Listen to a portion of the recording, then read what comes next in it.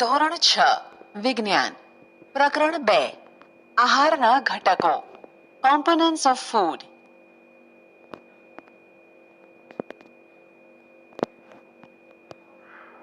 પ્રકરણ 1 માં આપણે એવા ખાદ્ય પદાર્થોની યાદી બનાવી હતી જેને આપણે ખાઈએ છીએ.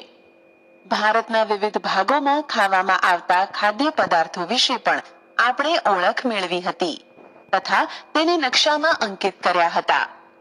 ખોરાકમાં રોટલી, દાળ અને રીંગણનું શાક હોઈ શકે છે. આ ઉપરાંત ભાત, સંભાર તથા ભીંડા હોઈ શકે છે. તેનાથી વિશેષ અન્ય ભોજનમાં ઇડલી, માછલી તથા શાકભાજી હોઈ શકે છે. પ્રવૃત્તિ 1. ખરેખર આપણા આહારમાં અનાજની બનેલી ઓછામાં ઓછી એક વસ્તુ તો હોય છે. બીજા ખાદ્ય પદાર્થોમાં દાળ અથવા માંસની કોઈ વાનગી તથા શાકભાજી હોઈ શકે છે. તેમાં દહીં, છાશ તથા અથાણું પણ સામેલ થઈ શકે છે. વિવિધ ક્ષેત્રોના આહારના કેટલાક ઉદાહરણો કોષ્ટક 2.1 માં આપવામાં આવ્યા છે. પ્રકરણ 1 માં દર્શાવેલ પ્રવૃત્તિ 2 માં તમે દર્શાવેલ ખોરાકને પસંદ કરી આ યાદીમાં કેટલાક અન્ય ખોરાકને ઉમેરો તથા તેની કોષ્ટક 2.1 મુજબ યાદી બનાવો. ક્યારેક આપણે આપણા ભોજનમાં વિવિધ પ્રકારનો ખોરાક લઈ શકતા નથી. જ્યારે આપણે પ્રવાસ પર નીકળ્યા હોઈએ ત્યારે આપણે તે જ ખાઈ લઈએ છીએ જે રસ્તામાં ઉપલબ્ધ હોય. આપણામાંથી કેટલાક માટે તે શક્ય નથી હોતું કે તે આ બધા ખોરાકની વાનગી પ્રત્યેક સમયે ખાઈ શકે. આહારમાં વિવિધ ખાદ્ય પદાર્થોના આ પ્રકારના વર્ગીકરણનું કોઈ કારણ હોવું જોઈએ. શું તમે માનો છો કે આપણા શરીરને વિશિષ્ટ ઉદ્દેશ માટે વિવિધ પ્રકારના ભોજનની આવશ્યકતા હોય છે?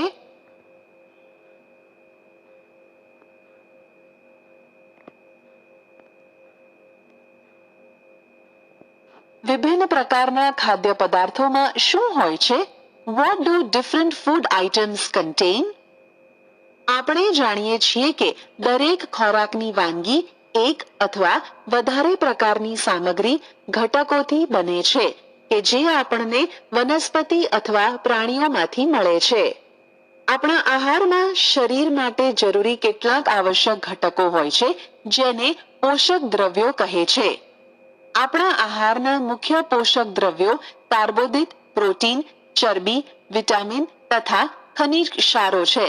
આ ઉપરાંત આહારમાં પાચક રેસાઓ તથા પાણી પણ સામેલ છે જેની આપણા શરીરને આવશ્યકતા છે. શું બધા ખાદ્ય પદાર્થોમાં આ બધા પોષક દ્રવ્યો ધરાવે છે? કેટલીક સામાન્ય પદ્ધતિ દ્વારા આપણે તે જાણી શકીએ છીએ કે કાચી સામગ્રી તથા રાંધેલા ખોરાકમાં એક અથવા વધારે પોષક દ્રવ્યો હાજર હોય છે. કાર્બોદિત, પ્રોટીન તથા ચરબીના પરીક્ષણ અન્ય પોષક દ્રવ્યોના પરીક્ષણની સરખામણીમાં સરળ છે. ચાલો આપણે આ પરીક્ષણોને કરીને તારણને કોષ્ટક 2.2 માં લખીએ. આ પરીક્ષણોને કરવા માટે તમે આયોડીન, કોપર સલ્ફેટ તથા કોસ્ટિક સોડાના દ્રાવણોની જરૂર પડશે. તમને કેટલીક ટેસ્ટ ટ્યુબ, કસનળી તથા ડ્રોપરની પણ જરૂરિયાત પડશે. આ પરીક્ષણ રાંધેલા ખોરાક તથા કાચી સામગ્રી પર કરો. આ પરીક્ષણોથી મળેલ તારણોને કોષ્ટક 2.2 માં લખી શકો છો. આ કોષ્ટકમાં કેટલીક ખાદ્ય સામગ્રી દર્શાવવામાં આવેલ છે. તમારું પરીક્ષણ તેની ઉપર અથવા અન્ય હાજર ખાદ્ય પદાર્થ પર કરી શકો છો. આ પરીક્ષણો સાવધાનીપૂર્વક કરો તથા કોઈ પણ રસાયણને ખાવાનો અથવા ચાખવાનો પ્રયાસ કરશો નહીં. જો જરૂરી દ્રાવણ તૈયાર સ્વરૂપે ન હોય તો તમારા શિક્ષક તેને અહીં દર્શાવ્યા મુજબ તૈયાર કરી શકે છે. ચાલો વિવિધ ખાદ્ય પદાર્થોનું પરીક્ષણ કરીને જોઈએ કે તેમાં કાર્બોદિત હાજર છે કે નહીં. કાર્બોદિત ઘણા પ્રકારના હોય છે. આપણા ભોજનમાં જોવા મળતા કાર્બોદિત સ્ટાર્ચ તથા શર્કરાના સ્વરૂપમાં હોય છે. જો કોઈ ખાદ્ય પદાર્થમાં સ્ટાર્ચ હોય તો આપણે તેનું સરળતાથી પરીક્ષણ કરી શકીએ છીએ. આયોડીનનું મંદ દ્રાવણ બનાવવા માટે પાણીથી અડધી ભરેલ ટેસ્ટ ટ્યુબમાં ટિંચર આયોડીનના કેટલાક ટીપા નાખો. કોપર સલ્ફેટનું દ્રાવણ બનાવવા માટે 100 મિલીલીટર પાણીમાં 2 ગ્રામ કોપર સલ્ફેટ ઓગાળવામાં આવે છે. 100 મિલીલીટર પાણીમાં 10 ગ્રામ કોસ્ટિક સોડા ઓગાળવાથી જરૂરી કોસ્ટિક સોડાનું દ્રાવણ બની જાય છે.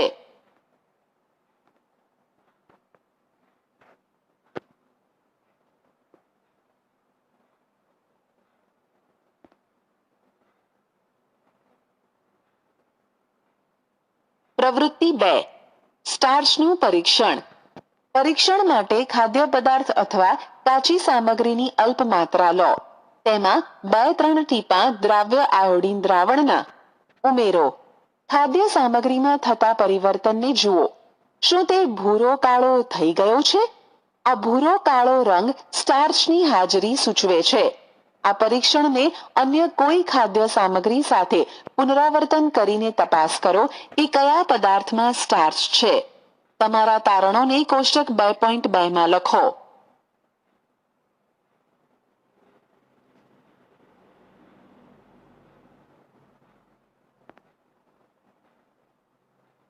પ્રોટીન માટેનું પરીક્ષણ. પરીક્ષણ માટે ખાદ્ય સામગ્રીની થોડીક માત્રા લો. જો તે ઘન હોય તો તેની પેસ્ટ, લુગદી અથવા પાવડર બનાવવાની જરૂરિયાત પડે છે. ખાદ્ય પદાર્થની થોડી માત્રાને વાટીને તેનો પાવડર એક સાફ ટેસ્ટ ટ્યુબમાં લો. તેમાં 10 ટીપાં પાણીના ઉમેરી બરાબર હલાવો. હવે ડ્રોપરની મદદથી ટેસ્ટ ટ્યુબમાં 2 ટીપાં કોપર સલ્ફેટના દ્રાવણના તથા 10 ટીપાં કોસ્ટિક સોડાના દ્રાવણના નાખો. બરાબર હલાવીને ટેસ્ટ ટ્યુબને થોડા સમય માટે રહેવા દો. તમે શું જોયું? શું ટેસ્ટ ટ્યુબમાં રહેલ પદાર્થ જાંબલી રંગનો થઈ ગયો? જાંબલી રંગ ખાદ્ય પદાર્થમાં પ્રોટીનની હાજરી દર્શાવે છે. હવે તમે આ પરીક્ષણને બીજા ખાદ્ય પદાર્થ માટે પુનરાવર્તિત કરી શકો છો. કોષ્ટક 2.2 ખાદ્ય પદાર્થોમાં હાજર પોષક તત્વો. ખાદ્ય સામગ્રી. સ્ટાર્ચ હાજર, પ્રોટીન હાજર, ચરબી હાજર. કાચા બટાકા હા, દૂધ હા, મગફળી હા, ચોખાનો લોટ, રાંધેલ ચોખા, સૂકું નાળિયેર, ચણાનો લોટ, રાંધેલ દાળ, કોઈ પણ શાકભાજીનો ટુકડો, કોઈ પણ ફળનો ટુકડો, બાફેલ ઈંડું, સફેદ ભાગ.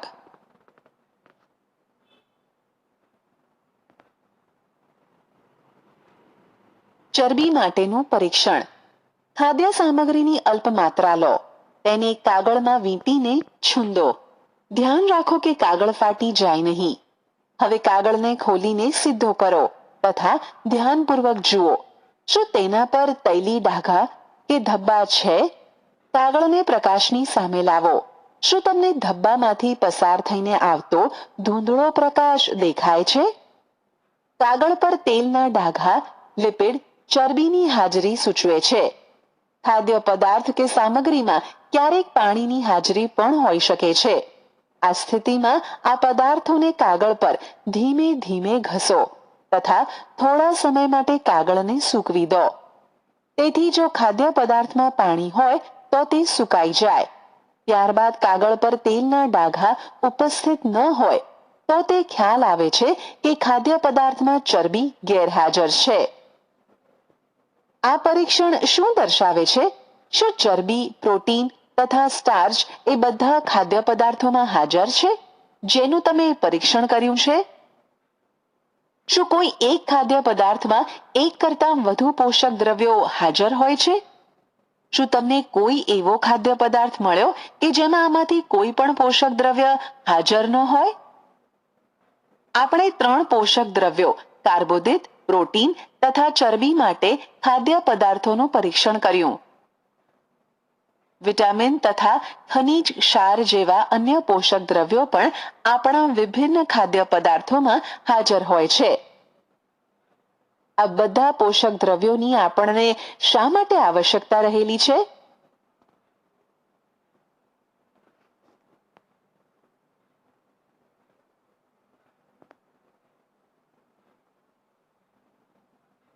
વિવિધ પોષક દ્રવ્યો આપણા શરીર માટે શું કાર્ય કરે છે? What do various nutrients do for our body? કાર્બોદિત મુખ્યત્વે આપણા શરીરને શક્તિ પ્રદાન કરે છે. ચરબીથી પણ શક્તિ કે ઉર્જા પ્રાપ્ત થાય છે. વાસ્તવિકતા એ છે કે સમાન જથ્થાના કાર્બોદિતની સરખામણીમાં ચરબીમાંથી વધુ ઉર્જા પ્રાપ્ત થાય છે. ચરબી અને કાર્બોદિત યુક્ત ખોરાકને ઉર્જા આપવાવાળા ખોરાક પણ કહે છે. પ્રોટીનની આવશ્યકતા શરીરની વૃદ્ધિ તથા સમારકામ માટે હોય છે. પ્રોટીનયુક્ત ખોરાકને શરીરવર્ધક ખોરાક પણ કહે છે. વિટામિન શરીરને રોગોથી રક્ષણ આપે છે. વિટામિન આપણી આંખ, હાડકાઓ, દાંત અને પેઢાઓને સ્વસ્થ રાખવામાં મદદ કરે છે. વિટામિન ઘણા પ્રકારના હોય છે, જેને અલગ અલગ નામથી ઓળખવામાં આવે છે. તેમાંથી કેટલાક vitamin A, vitamin C, vitamin D, vitamin E અને વિટામિન કે ના નામથી ઓળખવામાં આવે છે. આ ઉપરાંત વિટામિનનો એક સમૂહ છે જેને વિટામિન બી કોમ્પ્લેક્સ કહે છે. આપણા શરીરને વિટામિનોની અલ્પ માત્રામાં આવશ્યકતા રહેલી હોય છે. વિટામિન એ આંખો તથા ત્વચાને તંદુરસ્ત રાખે છે. વિટામિન સી ઘણા બધા રોગોની સામે લડત આપવામાં મદદ કરે છે. વિટામિન ડી આપણા હાડકાં તથા દાંત માટે કેલ્શિયમનો ઉપયોગ કરવામાં આપણા શરીરની મદદ કરે છે. વિવિધ વિટામિનથી ભરપૂર ખોરાક આકૃતિ 2.6 થી આકૃતિ 2.9 માં દર્શાવેલ છે. આપણું શરીર પણ સૂર્યના પ્રકાશની હાજરીમાં વિટામિન ડી બનાવે છે. આપણા શરીરને ખનિજ ક્ષારોની અલ્પ માત્રામાં આવશ્યકતા હોય છે. શરીરના યોગ્ય વિકાસ તથા સારા સ્વાસ્થ્ય માટે પ્રત્યેક ખનિજ ક્ષાર આવશ્યક છે. વિવિધ ખનિજ ક્ષારોના કેટલાક સ્ત્રોતો આકૃતિ 2.10 માં દર્શાવેલ છે. મુખ્યત્વે ખાદ્ય પદાર્થોમાં 1 થી વધુ પોષક દ્રવ્યો હોય છે. તમે પણ કોષ્ટક 2.2 માં તારણોને લગતા સમયે આ બાબત પર અવશ્ય ધ્યાન આપ્યું હશે.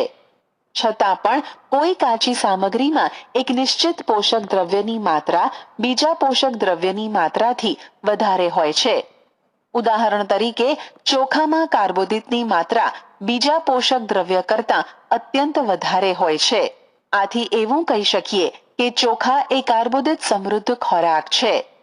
આ પોષક દ્રવ્યો ઉપરાંત આપણા શરીરને પાચક રેસા તથા પાણીની પણ આવશ્યકતા હોય છે. પાચક રેસા વૃક્ષાંશના નામે ઓળખાય છે.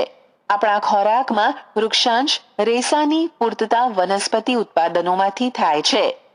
વૃક્ષાંશના મુખ્ય સ્ત્રોતો અનાજ, દાળ, બટાટા, તાજા ફળો અને શાકભાજી છે. વૃક્ષાંશ આપણા શરીરને કોઈ પણ પોષક દ્રવ્ય પ્રદાન કરતા નથી. છતાં પણ તે આપણા ભોજનનો આવશ્યક ઘટક છે અને તેના જથ્થાને વધારી દેવો જોઈએ. રેસાઓ અપાચિત ખોરાકને આપણા શરીરમાંથી બહાર કાઢવામાં મદદ કરે છે. પાણી આહારમાં રહેલા પોષક દ્રવ્યોનું શોષણ કરવામાં આપણા શરીરને મદદ કરે છે. તે કેટલાક નકામા પદાર્થો જેવા કે મૂત્ર તથા પરસેવાને શરીરમાંથી બહાર કાઢવામાં પણ મદદ કરે છે. સામાન્ય રીતે આપણા શરીરને જેટલા પાણીની જરૂરિયાત છે તે પાણી આપણને એ દ્રવ્યોમાંથી પ્રાપ્ત થાય છે જેને આપણે પ્રવાહી સ્વરૂપે લઈએ છીએ, જેમ કે પાણી, દૂધ, ચા વગેરે. આ ઉપરાંત આપણે જે ખોરાક રાંધીએ છીએ તેમાં પણ પાણીનો ઉપયોગ કરીએ છીએ. ચાલો જોઈએ કે કોઈ અન્ય સ્ત્રોત આપણા શરીરને પાણી પ્રદાન કરે છે કે નહીં.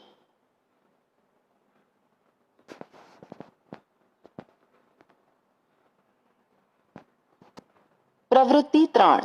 એક ટામેટો અથવા લીંબુ જેવું કોઈ ફળ લઈ તેને નાના નાના ટુકડામાં કાપી નાખો. શું આવું કરતી વખતે તમારા હાથ ભીના થાય છે? જ્યારે પણ તમારા ઘરમાં ફળ અથવા શાકભાજીને કાપવા, છોલવા તથા પીસવામાં આવે ત્યારે ધ્યાનપૂર્વક તેનું નિરીક્ષણ કરો. શું તમને એવા તાજા ફળ કે શાકભાજી વિશે ખ્યાલ છે કે જેમાં પાણીની માત્રા નથી હોતી? આપણે જોઈએ છીએ કે કેટલાક ખાદ્ય પદાર્થમાં પાણી હોય છે. કેટલાક અંશે આપણા શરીરની પાણીની જરૂરિયાત આવા જ પાણીથી પૂર્ણ થઈ જાય છે. આ ઉપરાંત કેટલાક ખાદ્ય પદાર્થોને રાંધતી વખતે પણ તેમાં પાણી નાખીએ છીએ.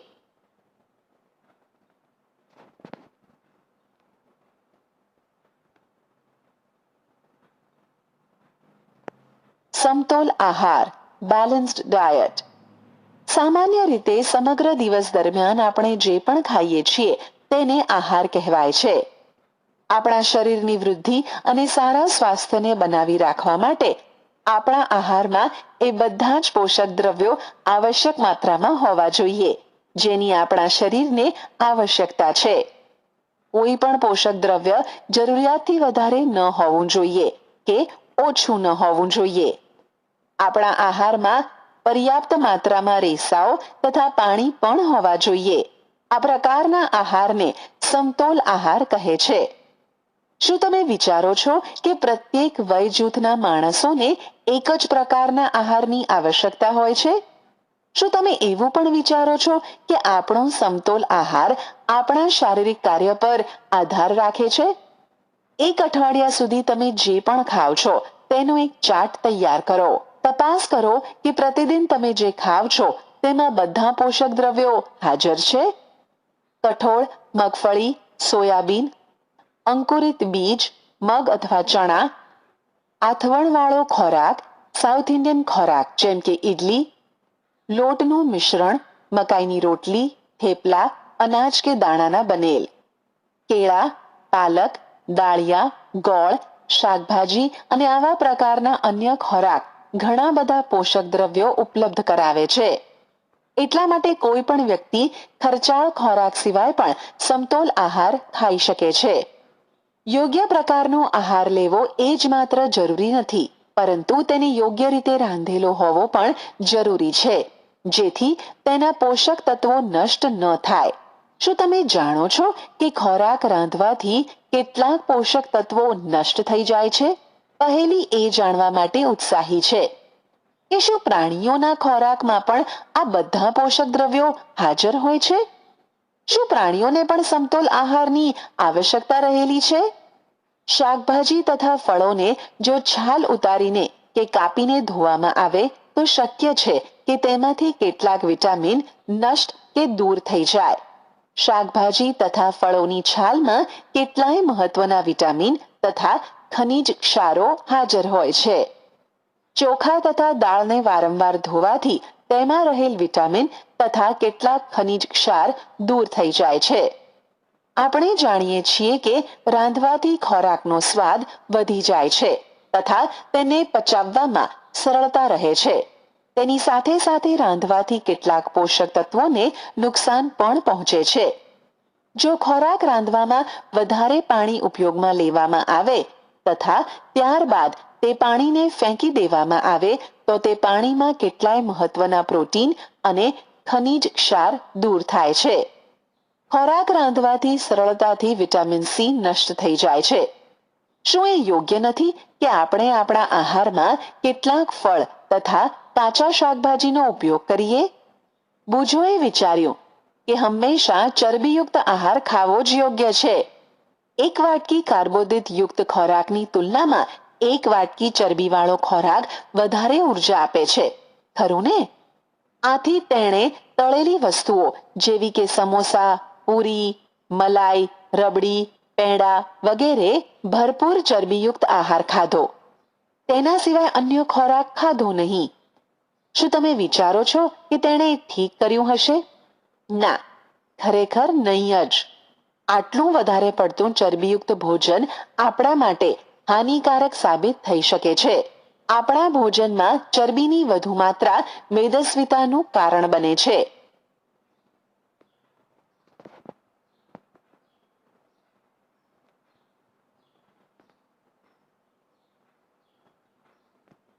ત્રુટિજન્ય રોગો, ડેફિશિયન્સી ડિઝીઝીસ. વ્યક્તિ પોષણ માટે પર્યાપ્ત ભોજન લઈ રહ્યો છે, પરંતુ ક્યારેક તેના ખોરાકમાં કોઈ ચોક્કસ પોષક દ્રવ્યની ત્રુટિ, ઉણપ હોય છે. જો આ ઉણપ લાંબા સમય સુધી રહે તો તે વ્યક્તિમાં કેટલીક ખામી ઉત્પન્ન થાય છે. એક કે વધુ પોષક દ્રવ્યની ઉણપ આપણા શરીરમાં રોગ કે વિકૃતિઓ ઉત્પન્ન કરી શકે છે. એ રોગ કે જે પોષક દ્રવ્યોના લાંબા સમય સુધીના અભાવના કારણે થાય છે તેને ત્રુટિજન્ય રોગો કહે છે. જો કોઈ વ્યક્તિ તેના આહારમાં પર્યાપ્ત પ્રોટીન નથી લઈ રહી તો તેણીની વૃદ્ધિ કુંઠિત થવી, ચહેરો ફૂલી જવો, વાળનો રંગ ફિક્કો પડવો, ત્વચાના રોગો અને ઝાડા જેવા રોગો થઈ શકે છે. જો કોઈ વ્યક્તિ પ્રોટીન તથા કાર્બોદિત જેવા આહારથી લાંબા સમય સુધી વંચિત રહે તો તેની વૃદ્ધિ સંપૂર્ણ અટકી જાય છે. આવી વ્યક્તિ ખૂબ જ દુબળી પાતળી થઈ જાય છે. તેટલી દુબળી થઈ જશે કે ચાલવા માટે પણ અસમર્થ થઈ જાય છે. વિવિધ વિટામિનો અને ખનિજ ક્ષારોના અભાવથી રોગ અથવા વિકૃતિઓ થઈ શકે છે. તેમાંથી કેટલાક કોષ્ટક 2.3માં દર્શાવવામાં આવેલ છે. આવા ત્રુટિજન્ય રોગોને સમતોલ આહાર લેવાથી અટકાવી શકાય છે. આ પ્રકરણમાં આપણે એ જાણવાનો પ્રયત્ન કર્યો કે જુદા જુદા વિસ્તારોમાં ખોરાકની એટલી વધારે વિવિધતા હોવા છતાં પણ આહારમાં પોષક તત્વોનું વિતરણ માટે છે. આ વિતરણ આપણા ભોજનમાં આવશ્યક પોષક તત્વોની હાજરી સુનિશ્ચિત કરે છે. વિટામિન અને ખનિજ ક્ષારોના ઉણપના કારણે થતા કેટલાક રોગો, વિકૃતિ. વિટામિન, ખનિજ, ત્રુટિજન્ય રોગ, વિકૃતિ. ચિહ્નો: વિટામિન એ, દ્રષ્ટિહીનતા, રતાંધળાપણું. નબળી દ્રષ્ટિ, રાત્રે ઓછું દેખાવું, ક્યારેક સંપૂર્ણપણે દેખાતું બંધ થઈ જવું. વિટામિન B1, બેરી-બેરી, નબળા સ્નાયુઓ તથા કામ કરવા માટે ઓછી શક્તિ. વિટામિન સી, સ્કર્વી, પેઢામાંથી લોહી નીકળવું, ઘામાં રૂજ આવવા માટે વધુ સમય લાગે. વિટામિન ડી, રિકેટ્સ, સુક્તાન, હાડકાંઓનું નાજુક બનીને વળી જવું. કેલ્શિયમ, હાડકાં અને દાંતનો કહેવાટ, નબળા હાડકાં અને દાંતમાં સડો થવો. આયોડીન, ગોઈટર, ગરદનમાં આવેલ ગ્રંથિ ફૂલી જવી, બાળકોમાં માનસિક મંદતા. આયર્ન, એનિમિયા, પાંડુરોગ, નબળાઈ.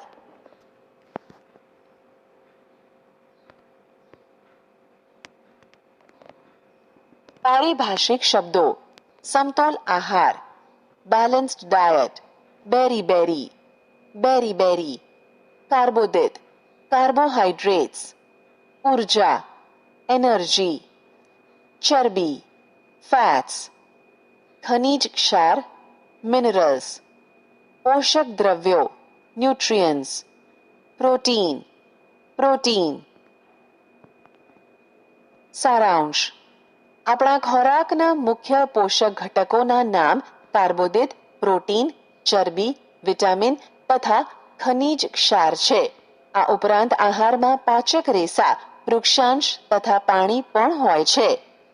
કાર્બોદિત તથા ચરબી આપણા શરીરને મુખ્યત્વે ઉર્જા પ્રદાન કરે છે. પ્રોટીન તથા ખનિજ ક્ષારોની આવશ્યકતા આપણા શરીરની વૃદ્ધિ તથા સમારકામ માટે હોય છે. વિટામિનો આપણા શરીરને રોગોથી રક્ષણ આપવામાં મદદ કરે છે. સમતોલ આહારમાં શરીર માટે આવશ્યક બધા જ પોષક ઘટકો તથા પર્યાપ્ત પાચક રેસાઓ અને પાણી પૂરતી માત્રામાં હાજર હોય છે. આપણા આહારમાં લાંબા સમય સુધી એક અથવા વધારે પોષક તત્વોની ઉણપથી ત્રુટિજન્ય રોગ ઉત્પન્ન થઈ શકે છે. આપેલા વિકલ્પોમાંથી સાચો વિકલ્પ પસંદ કરી સબમિટ બટન પર ક્લિક કરો. આપેલા પૃથ્વીના ઉષ્ણકટિબંધ વિસ્તારમાં રહેતા લોકો કાર્બોદિત શેમાંથી મેળવે છે?